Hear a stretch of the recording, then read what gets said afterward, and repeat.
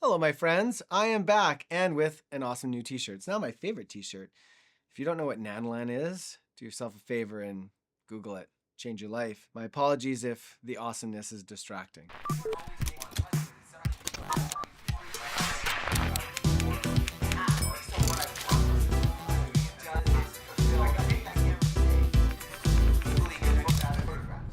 Speaking of awesomeness, listen, I love digital photography, and I can say that because my journey with photography began well back before the pre-digital era. Digital cameras have given me and fellow photographers a tool that allows us to experiment with greater ease and less cost.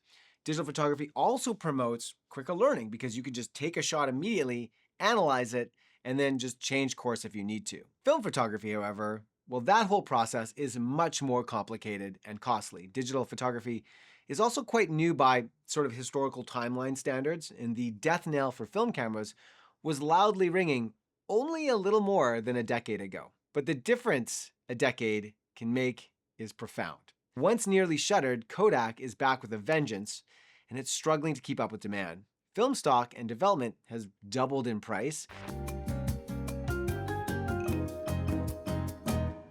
and it's nearly impossible to find a good manual lens, and I mean a good one, for cheap any longer. What, pray tell, is causing this shift to film photography? Well, to be clear, it's not taking over. Digital is still king, but its growth is outstripping that of digital photography.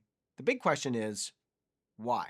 And I'm sure you, like me, have your suspicions.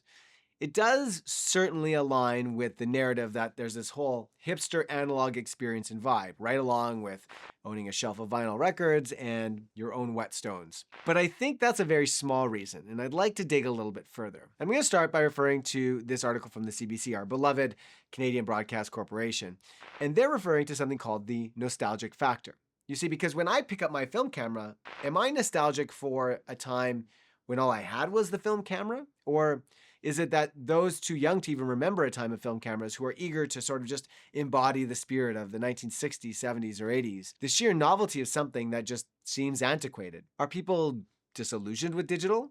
Are they feeling like they just have too many options and it's paralysis by indecision? There's certainly unlimited ways you can manipulate the photo in camera or in person. And I think there is some strength to that argument, but we're not quite there yet. Finally, one of the biggest arguments is about film grain and color.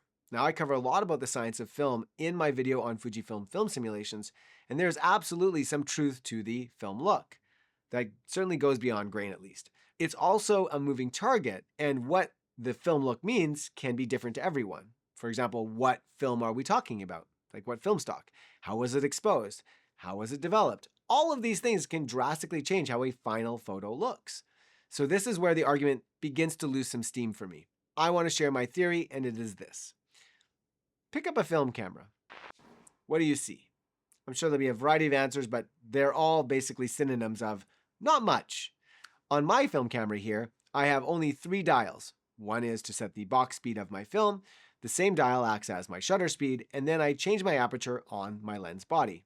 So how could this be more enjoyable? It's expensive, you can't preview images, and you can easily mess up an entire roll. It's also heavy, and the film advance can jam. It's not the least of which to say that most film cameras also don't have autofocus. So are you ready for the answer? Okay, well, maybe not like the answer, but an answer. It's because of all those things that it's enjoyable, but mostly because it's simplicity. Shooting a photograph with a film camera incites the operator to ask themselves, is it worth it? Is it worth the $1 that this photograph is likely going to cost me? But let's take that further. When we ask ourselves, is it worth it? What are we doing? We start to ask ourselves questions about what we think of our art. For example, what do we like? Or what am I trying to say? Or how does the frame make me feel?